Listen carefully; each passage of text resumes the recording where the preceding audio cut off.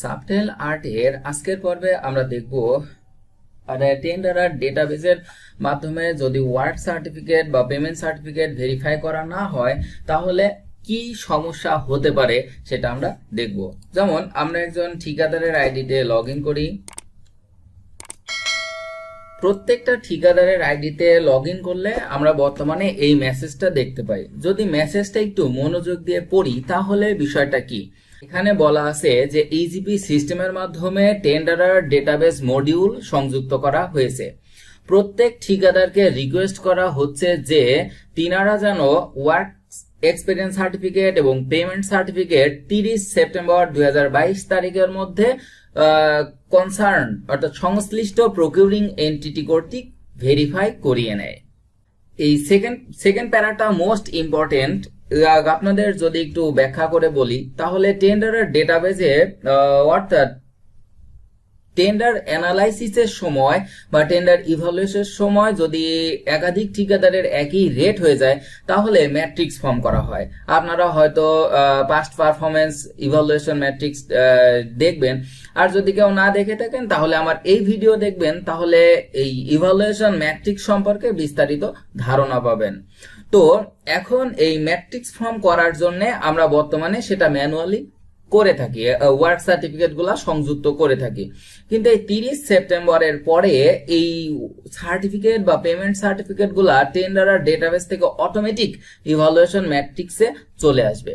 তো যদি আপনি টেন্ডারার ডেটাবেসে ওয়ার্ক সার্টিফিকেট এবং পেমেন্ট সার্টিফিকেট ভেরিফিকেশন না করিয়ে নেন তাহলে টেন্ডার অ্যানালাইসিসের সময় এই ম্যাট্রিক্স ক্যালকুলেশনে আপনার টেন্ডারার ডেটাবেস থেকে তো অটোমেটিক ওয়ার্ক সার্টিফিকেট বা পেমেন্ট সার্টিফিকেট আসবে না। ফলে 300 মার্কের ম্যাট্রিক্সের মধ্যে আপনার স্কোর হবে হচ্ছে 0। ফলে আপনার কাজ পাওয়ার কোনো সম্ভাবনা নাই। এজন্যই প্রত্যেক ঠিকাদারের এবং টেন্ডারারের এই 30 সেপ্টেম্বরের মধ্যে তাদের ইজিপি এবং ম্যানুয়াল কাজের ওয়ার্ক সার্টিফিকেট এবং পেমেন্ট সার্টিফিকেট কনসার্ন প্রকিউরিং এন্টিটির কাছ থেকে ভেরিফাই করানো আবশ্যক। অন্যথায় পরবর্তীতে 30 সেপ্টেম্বরের পরবর্তীতে আপনি কোনো টেন্ডারে অংশগ্রহণ করলেও দেখবেন যে টেন্ডারে কোনো কাজ পাবেন না, কারণ ইভালুয়েশন ম্যাট্রিক্সে আপনার স্কোর আসবে 0। আশা করি বিষয়টা বুঝতে পেরেছেন। আমি আপনাদের বিষয়টা বোঝার সুবিধার্থে হাতে কলমে দেখিয়ে দিব যে আসলে এটা কেমন করে এই অনগোয়িং ওয়ার্ক এবং কমপ্লিটেড ওয়ার্ক এক্সপেরিয়েন্সটা রেটিং ম্যাট্রিক্সে নিয়ে আসা হয়। তাহলে চলুন দেখে নেই। এখানে দেখেন যে দুইটা ঠিকাদারে কোম্পানি 32 এবং 33 এদের হচ্ছে কোটেড অ্যামাউন্ট সেম, এদের ডেভিয়েশনের অ্যামাউন্টও সেম। তাহলে এদেরকে এখন কাকে কাজ দেওয়া হবে? প্রশ্ন হলো এখানে দেখেন এই এদের উভয়েরই ডেভিয়েশন বা পার্সেন্টেজ লেজ হচ্ছে 7.649 এই পরিমাণ। তো এখন আমরা এটা আসলে কাকে কাজ দিব? তো সেজন্যই আমাদেরকে এখন পাস্ট পারফরমেন্স ইভালুয়েট ম্যাট্রিক্স করতে হবে। তো এখন যদি ইভালুয়েট পাস্ট পারফরমেন্স ক্লিক করি তাহলে দেখেন এখানে আমরা প্রথমে এই ম্যাট্রিক্সটা দেখতে পাবো এবং এখানে দুইটা আছে, একটা হচ্ছে কমপ্লিটেড ওয়ার্কস এবং সেকেন্ডটা হচ্ছে অনগোয়িং ওয়ার্কস। আমরা কমপ্লিটেড ওয়ার্কসটা ক্লিক করব। এখন কোম্পানি 32 এর আমরা ইভালুয়েট ফর্ম ক্লিক করি। ইভালুয়েট ফর্মে এখন এখানে দেখেন যে আপনার বিগত 5 বছরের যে কমপ্লিটেড কাজটা আছে উইদিন প্রকিউরিং এন্টিটিস সেটা এখানে দেখতে পাবো। তাহলে এখানে হচ্ছে কোম্পানি নেম থাকবে, ভ্যালু অফ ওয়ার্কস থাকবে, ডেট অফ কমপ্লিশন থাকবে।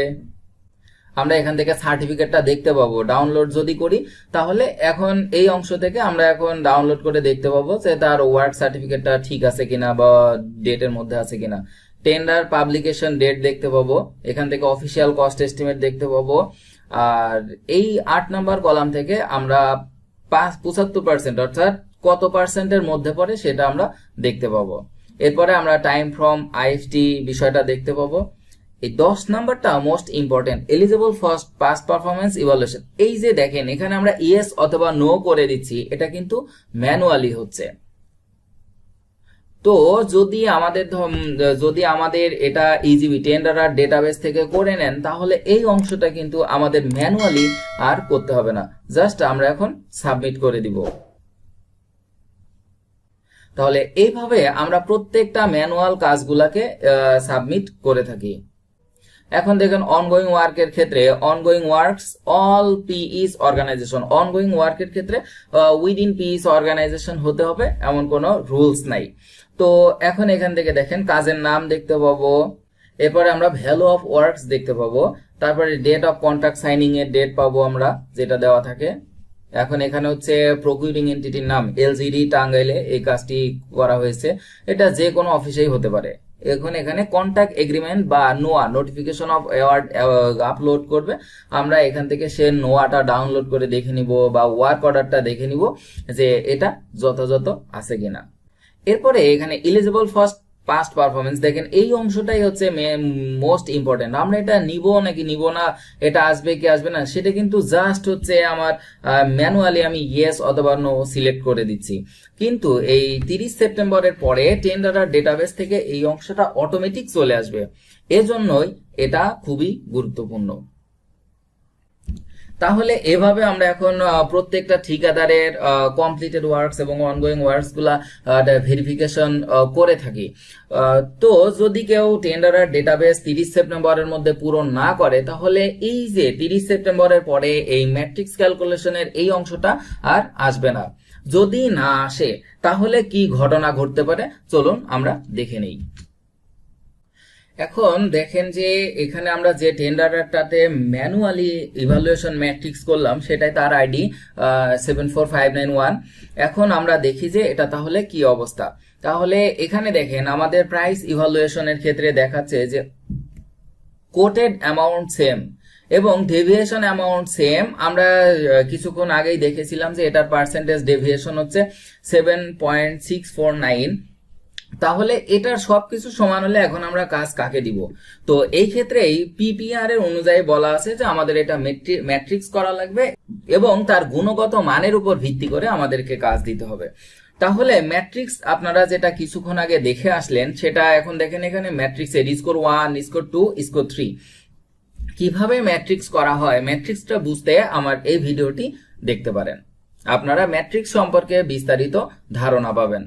তাহলে এখন দেখেন যে সাপ্লায়ার 33 লিমিটেড তার স্কোর হচ্ছে 140, 160, টোটাল স্কোর হচ্ছে 300 এবং কোম্পানি 32 লিমিটেডের স্কোর হচ্ছে 0.09, তার মানে টোটাল স্কোর হচ্ছে 0.09।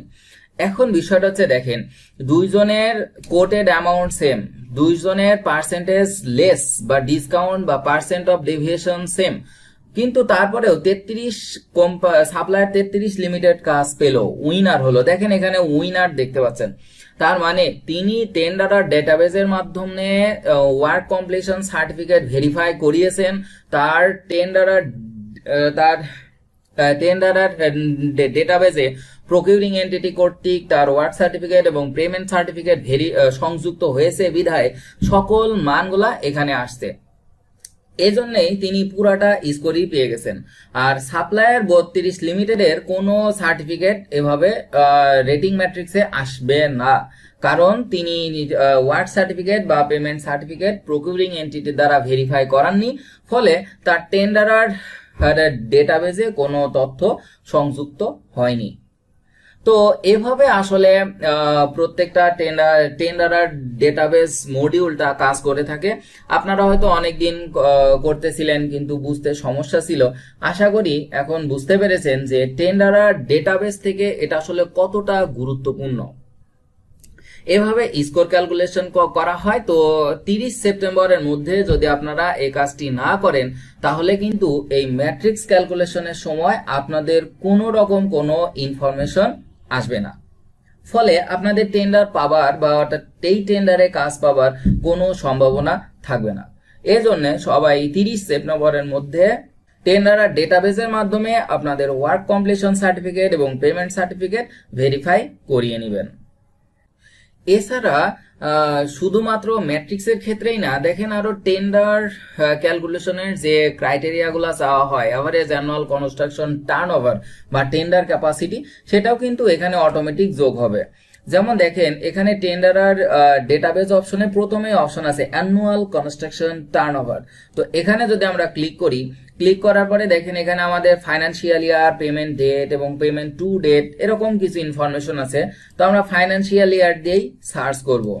সার্চ করি, দেখেন এখানে আমাদের 22-23 অর্থ বছরের যেটা ফাইন্যান্সিয়াল ইয়ারের আমার টার্ন ওভার হচ্ছে 33 লক্ষ টাকা। তো যখন আমার এটা টেন্ডার আর যে কোনো টেন্ডারে কোয়ালিফিকেশন ক্রাইটেরিয়া টার্ন ওভার চাওয়া হবে, সেটা কিন্তু আমার বিগত এখানকার 5 বছর অনুযায়ী অটোমেটিক ওই টেন্ডারে যুক্ত হয়ে যাবে। তো যদি আপনারা 30 সেপ্টেম্বরের মধ্যে টেন্ডারার ডেটাবেজের মাধ্যমে ওয়ার্ক সার্টিফিকেট এবং পেমেন্ট সার্টিফিকেট ভেরিফাই না করেন, তাহলে এই অ্যানুয়াল কনস্ট্রাকশন টার্ন ওভারে কিন্তু কোনো ইনফরমেশন আসবে না। ফলে আপনারা ওই কোয়ালিফিকেশন ক্রাইটেরিয়াটাতে ফেল করে যাবেন। ফলে আপনাদের এই ম্যাট্রিক্স বা ইভ্যালুয়েশন পর্যন্ত আসবেই না, অটোমেটিক আপনারা বাদ পড়ে যাবেন। এজন্যই সবারই টেন্ডারার ডেটাবেজের মাধ্যমে ডেটাবেজের মাধ্যমে 30 সেপ্টেম্বর 2022 মধ্যে সকল ওয়ার্ক কমপ্লিশন সার্টিফিকেট এবং পেমেন্ট সার্টিফিকেট ভেরিফিকেশন করা বাধ্যতামূলক। তবে এক্ষেত্রে অবশ্যই রেটিংকে খেয়াল রাখবেন, যেন আপনারা সবাই এক্সিলেন্ট রেটিং পেতে পারেন। পরবর্তীতে আপনাদের জন্য এটা সহায়ক ভূমিকা পালন করবে। তো 30 সেপ্টেম্বরের মধ্যে টেন্ডারার ডেটাবেজের মাধ্যমে ওয়ার্ক এক্সপিরিয়েন্স সার্টিফিকেট এবং পেমেন্ট সার্টিফিকেট যদি পূরণ না করে থাকেন, তাহলে কি সমস্যা হবে আশা করি বুঝতে পেরেছেন। যদি কোনো কনফিউশন বা জিজ্ঞাসা থাকে তাহলে অবশ্যই কমেন্ট করবেন। সাবটেল আর্ট চ্যানেলটিকে সাবস্ক্রাইব করে সঙ্গে থাকবেন। সবাইকে ধন্যবাদ।